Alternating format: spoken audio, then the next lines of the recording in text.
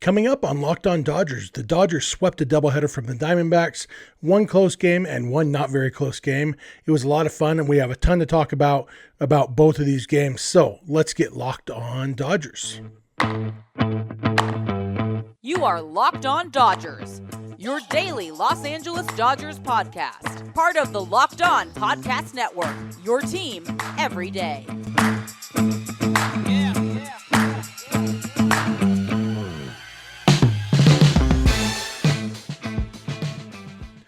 Hello, Dodger fans. This is Locked On Dodgers, part of the Locked On Podcast Network, your team every day. Thank you for making Locked On Dodgers your first listen every weekday morning. Remember, this show is free and available on all podcast platforms and on YouTube simply by searching for Locked On Dodgers. Or even better, go ahead and subscribe wherever you're watching or listening right now, and then you'll never miss a day because you know we're not going to. If this is your first time listening or watching, my name is Jeff Snider. My co-host is Vince Samperio. We're doing a split episode today, so it'll be me for the first half and Vince for the second half. Vince and I are both lifelong Dodger fans just like you are. We've also both spent time covering the Dodgers in the press box and the locker room. So we're not quite insiders, which is probably a good thing, but we bring you the smart fans' perspective on our boys in blue every weekday morning. So again, please subscribe wherever you're watching or listening, and let's talk about the Dodgers. As I said, the Dodgers won this doubleheader. They won the first game 7-6, a close one that got pretty close. I think the Diamondbacks had a tying run on base in the ninth inning. They scored one run with a little help from the umpire. Dave Roberts even got himself ejected, which we don't see very often. He's very mild-mannered. But third base umpire Larry Vanover, who just the night before had a pretty rough night as the home plate umpire, he blew a call. It was about as bad as the Darren Ruff check swing missed call last year against the Giants. Again, it would have been a strikeout in the first batter Craig Kimbrel faced. Instead, that batter ended up walking and scoring the sixth run of the game for the DBacks. Dave Roberts, from his third base dugout, left-handed hitter, had a very good view of the fact that the guy definitely swung, and he let Larry Vanover know what he thought and was promptly ejected for his thoughts.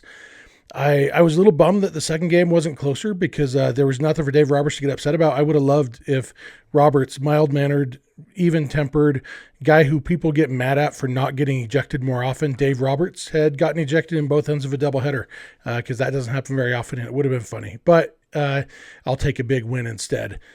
A few things to talk about this. Actually, really quick, let's talk about a little bit of news. We got news the other day. It came down, and we haven't talked about it yet, I don't think, and so I thought I'd just mention it here. Trevor Bauer's appeal is set to start on May 23rd, which is, just a few days from now. So you might think, oh, good, we're getting close to the resolution of this. But they say that the appeal process will take place. This is a quote from the Athletics article about it. Will take place over several days a month for the next few months based on arbitrator availability. And sounds like people don't expect it to get resolved for several months. So that's the latest. Matt Harvey's suspension for his drug issues came down on Tuesday. Trevor Bauer tweeted about that. I think the point Trevor Bauer was trying to make was that Trevor Bauer's suspension should be shorter since Matt Harvey only got 60 games for dealing drugs in the locker room, and including, a teammate of his died of those drugs. No, I don't know how directly it was, but anyway, I think Bauer's point was that Bauer's suspension should have been shorter, but I think if anything, Matt Harvey's definitely should have been longer.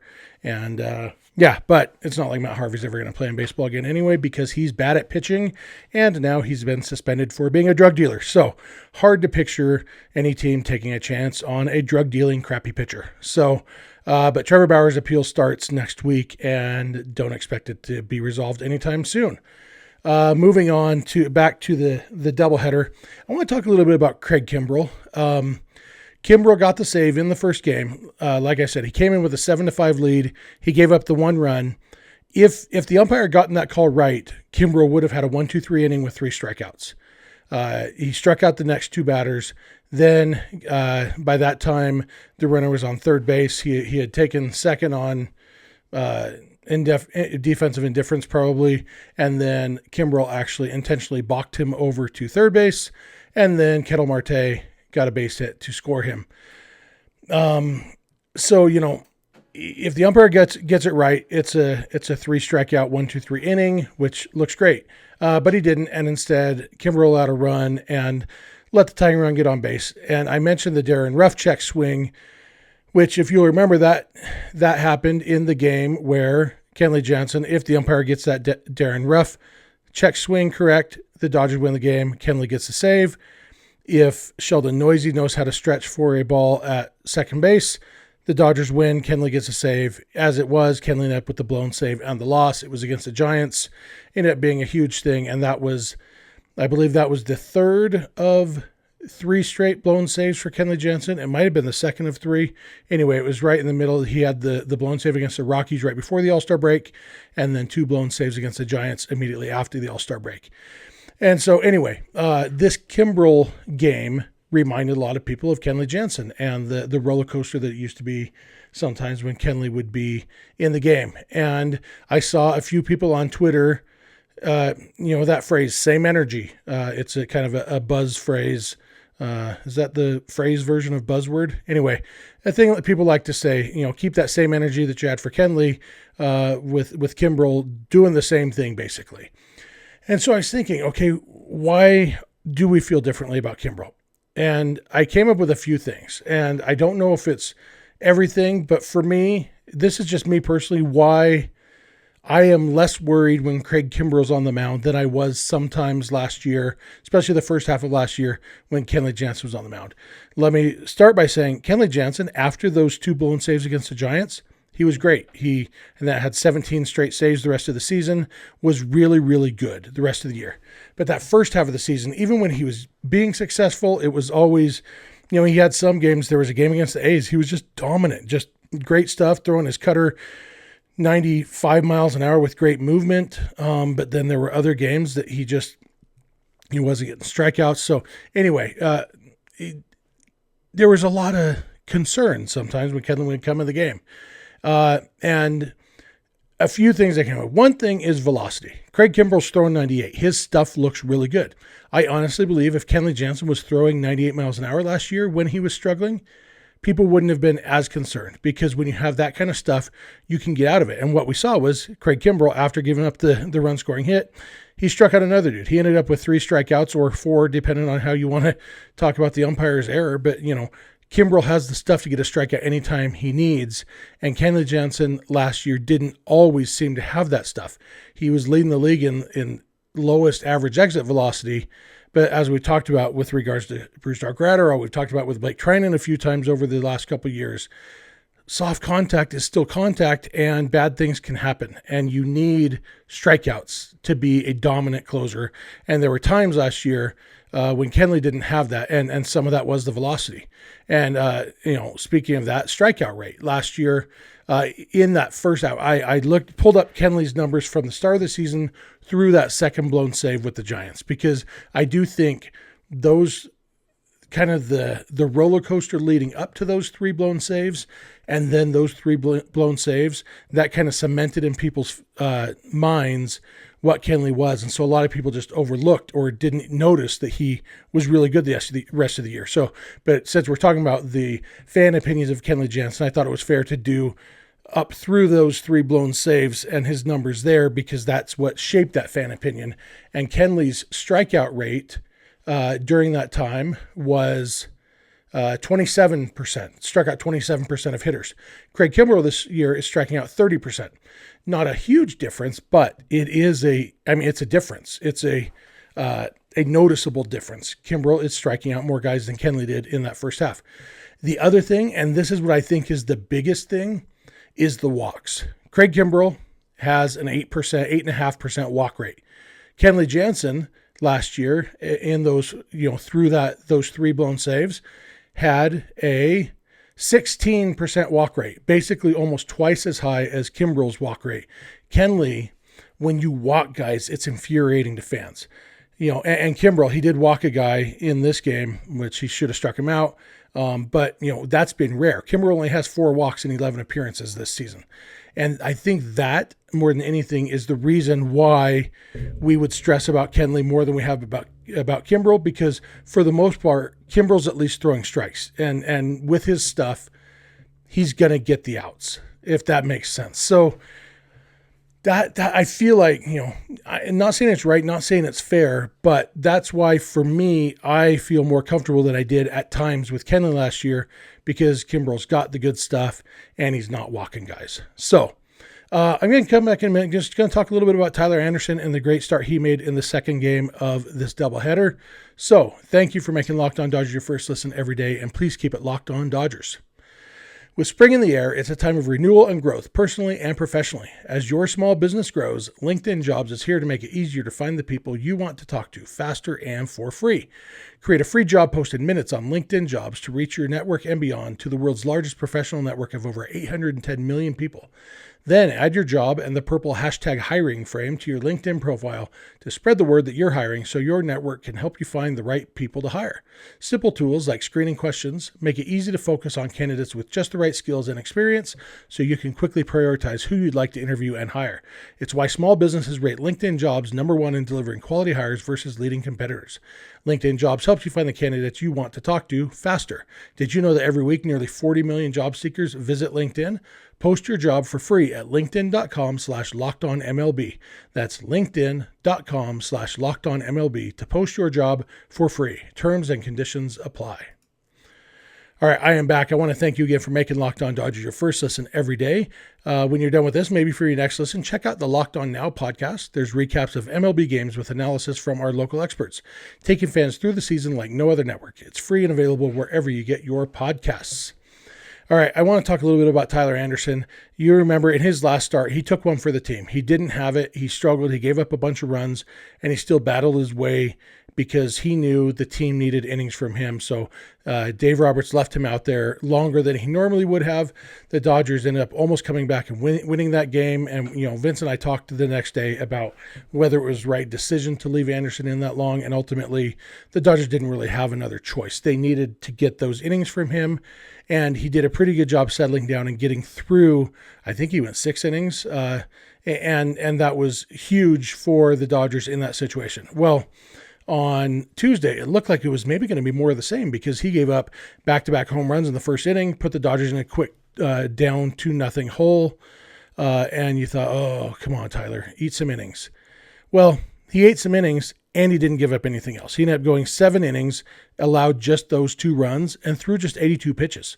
He probably could have come back out for the 8th. I don't know if there was any discussion internally. I didn't hear anybody ask him or Dave Roberts about that after the game, so I don't know if there was any thought of him coming back out for the 8th, but he went 7 innings, and that was huge for the Dodgers in this stretch of games, and it definitely helps that the offense jumped on whatever that dude's name is, Merrill Kelly, came into the game with a 1.71 ERA and left with a 3.27 ERA for the season.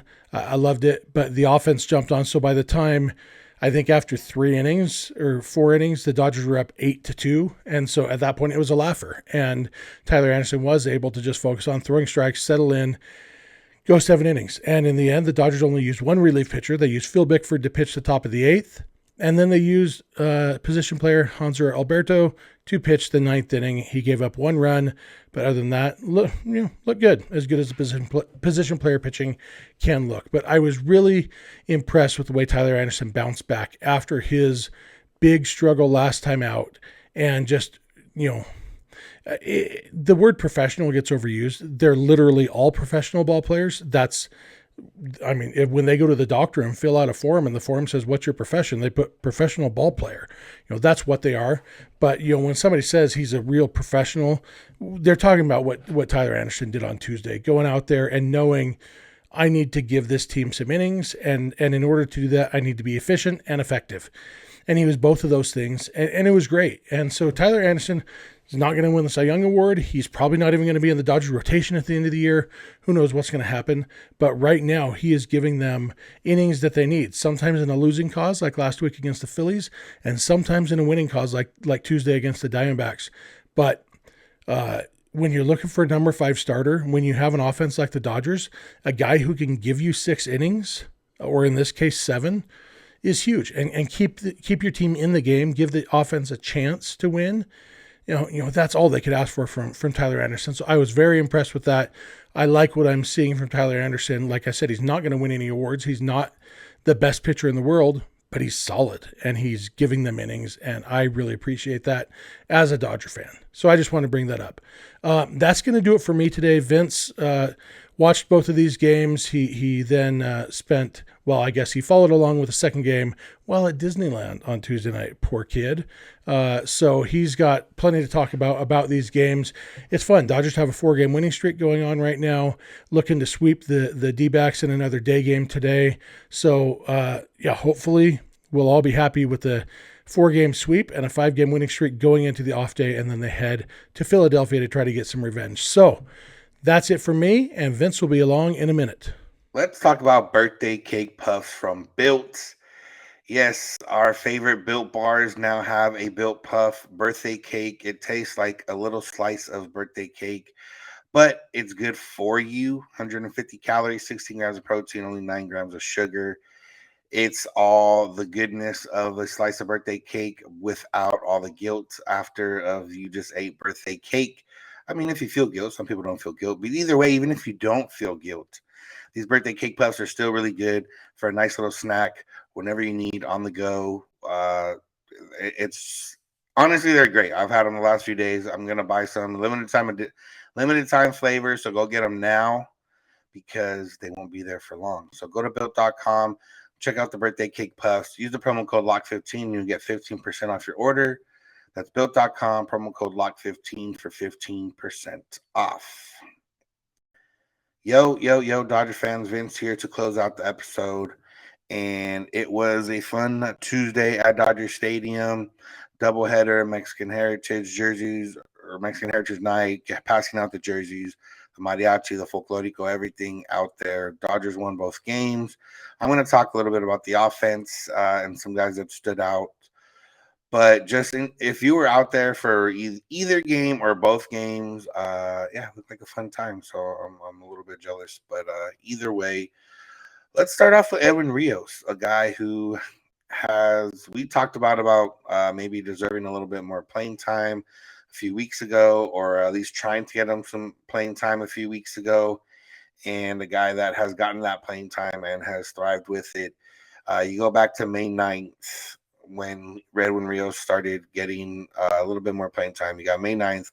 He's played in 6 games since then, and he's hit 3 home runs with 10 RBI. Striking out. I mean, he still struck out 1, 2, 3, 4, 5, 6, 7, 8 times in those games. But either way, he's still being productive. And, hitting home runs opposite field, hitting home runs full side, looking like somebody that could, be a guy in the middle of that Dodgers lineup if they need be.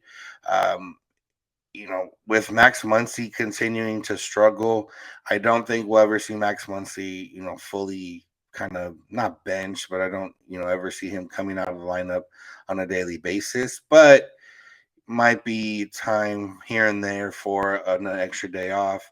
Justin Turner, even though he's heating up an extra day off, you can see it happening there. Gavin Lux, whoever else, an extra day off here and there to get Edwin Rios back into lineup, at least until he cools down. And it's one of those where Robert said the other day, where in a span, when you have this many games and this many days, it's a little bit easier to ride a hot hand because it seems to make sense that when you're playing every day, and if you have a hot hand, it makes sense to ride that hot hand. So Edwin Rios might see himself in the lineup a little bit more over here in these next few weeks when the Dodgers still have a bunch of games in a bunch of days. But for a guy like him who has, I know Freddie Freeman alluded to it, I think Justin Turner alluded to it, just how hard it is to come off not being a starter, getting spot starts here and there, to just come off and be able to be productive is not easy. And Edwin Rios has made it look easy here the last week or so. And, it's just a testament and a difference in this year's team to last year's team, because, we've seen Hanser Alberto, who actually got to pitch on Tuesday night. We've seen him make contributions off the bench. We've seen Austin Barnes show some power a little bit this year. And then we've seen Edwin Rios now and whoever else comes off the bench. There hasn't been an automatic out like there was last year. Billy McKinney Steven Souza, DJ Peters, Zach Rex, all those guys last year, they just came up and couldn't quite figure it out. The Dodgers really missed Edwin Rios last year, and we can see why now, because he's a guy who can carry an offense on the night if you need to, or he's a guy that can contribute to a big night offensively, and he's been able to do that here, and it's been fun to see. We moved from a guy who were a guy from the bench that's getting some playing time to a guy that's been playing pretty much every day. That's Mookie Betts. And just the continued rise and success of Mookie Betts. I mean, another home run on Tuesday. You look back at his last 15 games, he's hitting 302 with an OPS of 960, 5 home runs, 14 RBIs, 19 hits, 16 runs scored. I think I saw a stat where Mookie Betts has the most runs scored through the Dodgers tied for the most runs scored through the first 36 games for anybody in Dodger history. 35 runs scored, leads the league. And, as we know, that when Mookie Betts goes, this offense goes, and that just remains to be a fact, and it continues to show here. Even though the Dodgers obviously had lost 4 in a row, but either way, when the Dodgers have won, it's been partially on Mookie Betts' back. And you look at his Baseball Savant page, and you see a lot more red than we did before, especially early in the year. He's up to pinkish and red-ish, which is good on hard hit percentage, on expected batting average, expected slugging percentage, on expected WOBA. Was already pretty high in whiff percentage and chase rate in terms of not chasing and not swinging and missing too often, but continued to stay high there. Climbed a little bit in average exit velocity. He's still not quite pink there, 49th percentile, but he's moving on up. And what we're just seeing is more consistent contact. Before, early on when he started hitting a little bit better, it was kind of like every other Dodger where it was maybe one great game, 3 for 4, 4 for 4. And then the next night, 0 for 4. Now we're seeing a little bit more consistency, getting on base every night, whether it's walk, whether it's hit, making himself out there on the base pass. He said he likes playing with Freddie Freeman because, Freddie Freeman likes to drive him in. Trey Turner's been driving him in. People have been getting him in. And it's just a matter of, runs scored is one of those stats where I think they were talking about on one of the radio broadcasts when I was listening on Tuesday, and it might maybe Rick Monday or Charlie Steiner or whoever was on was saying how it might be like a little bit of an underrated stat. And I think that's mostly because, it's like a double-edged sword. You can get on base at a clip of 400, but if you don't score, that's not necessarily your fault. It's the guys behind you. So run scored is a little bit, partially dependent on you getting on base, partially dependent on the people behind you to knock you in. I don't know if there's necessarily a redeemable quality that's like, oh yeah, you're more susceptible to scoring runs. Speed is probably one of those, but even then, if you get on base, it doesn't matter how fast you are, you're not going to score single-handedly for the most part. So, but either way, knowing that you have Freddie Freeman, that you have Trey Turner, that you have guys behind you that can hit you in, getting on base is a skill. And then finding ways to score runs is a combination of skills between you and the people behind you. So, shout out to Mookie Betts for getting on base and getting those runs home and hitting himself home. I mean, he's got 8 home runs on the season now. Like I mentioned, 5 in the last 15 games. That's one way to score some runs and make it dependent on yourself is to hit home runs. So, shout out to Mookie Betts. Turnaround on the season, and hopefully this is what we get the rest of the season, because this is the Mookie Betts that the Dodgers traded for. This is the Mookie Betts that they gave that big extension to, and this is the Mookie Betts that's fun to watch and one of the best players in all of baseball. We move on to one of the other best hitters in all of baseball, Freddie Freeman. And Freddie Freeman has continued to show why the Dodgers went after him and continue to show why he's been one of the best hitters in baseball. And not so much, the power is going to come, I would imagine, especially now that the baseball is flying a little bit more.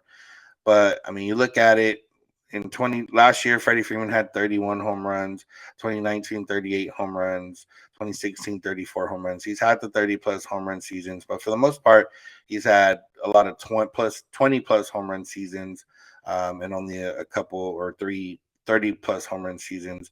But what we're seeing this year out of Freddie Freeman is he is really working that left side of the field, especially in terms of hitting the ball in the air. And, even yesterday he said when he came up with the bases loaded and the crowd chanting Freddie, and he said he took a big cut on the first swing he took, trying to hit a grand slam for that crowd, to satisfy the crowd. And then he said after that, I just went back to wanting to hit the ball to left field. And Freddie Freeman's now up to 14 doubles on the season. I think he's tied for the MLB lead now in doubles. He's up to 313 on the season, hitting wise, 913 OPS. He's been exactly what the Dodgers wanted when they signed him and exactly what they asked for. And it's just fun to watch Freddie Freeman hit because, like I said, the pulls, when he pulls out a majestic home run, yeah, that's fun. But seeing him go the other way, hitting doubles or shooting a single through the left side is, as somebody that appreciates the game of baseball, it's just so much fun. And it just makes it that much harder to get him out. And I feel like, not having seen Freddie on a daily basis in the past, I feel like this could be one of those things that leads to a power surge here in the next, few weeks. Maybe pitchers pitch him a little different. They're tired of him shooting to the left side. They're tired of him hitting doubles to the left side. Maybe they pitch him a little different, start coming in a little bit more, and then it starts getting into his wheelhouse because you make a little bit more mistakes. And mistakes are easily punishable when you're trying to come inside and you miss, because you usually miss over the plate or right into a left-handed hitter's wheelhouse. So I believe Freddie Freeman's going to have a power surge soon. And if that does happen, remember who said it. But either way, yeah, Freddie Freeman's been fun. The Dodgers, realistically, you think about this team, and let's just say the Braves hadn't let Freddie Freeman go. And you think about, what would the Dodgers have done? Because without Freddie Freeman, the Dodgers would still be a winning team, but they wouldn't be where they're at right now. And it's just, just thought that maybe don't want to think of, but definitely a thought of, man, I'm very glad the Braves let Freddie Freeman walk, because now we get to see Freddie Freeman on an everyday basis. And man, that's been fun so far. So shout out to Freddie. The rest of the Dodgers put up a lot of offense on Tuesday. And it was, one game.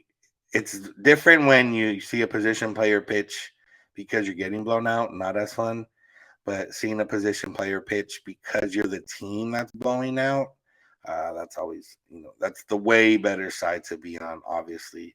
And that's what the Dodgers did on Tuesday night. They go for the sweep here on Wednesday, another day game, 1:00. And yeah, we'll see what happens. But the other part too, offensively, is, Merrill Kelly was, the DBacks pitching staff had been really, really, really, really good. Part of that was Madison Bumgarner and Merrill Kelly, and the Dodgers chased Bumgarner in the fifth, giving up 3 runs. They chased Merrill Kelly very early in the game, in the second inning. So, and the Dodgers, we saw them do that with Sean Manaea early in the year. So the good thing is the Dodgers are able to hit good pitching. Obviously sometimes they get stifled by pitching that maybe isn't as great. But this offense is very capable of taking any starting pitcher down and making it a rough day for them. So, but yeah, Dodgers go for the sweep on Wednesday, 1:00. That's going to do it for us to here today. Come back tomorrow. We'll talk about the final game of the series. Hopefully talking about a 4-game sweep, 4 games in 3 days. So that's going to do it. Thank you all for listening. Thanks for making Locked On Dodgers your first listen of the day every day. Check out Locked On MLB for another listen with Paul Francis Sullivan, a.k.a. Sully. Brings you unique perspective on the major leagues past and present. Free and available wherever you get podcasts. You can find us on social media, Twitter and Instagram at Locked On Dodgers. Jeff is on Twitter at Snider. I'm Edwin Samperio. If you want to call and leave us a voicemail or send us a text, you can do so at 323-863-5625. Or you can send us an email, lockedondodgers@gmail.com. We're here every weekday morning, and we hope you'll be with us when you get in your car or if you're at home. Play Smart Device Play Podcast, Locked On Dodgers. And remember, you don't have to agree. You just have to listen. Have a good one.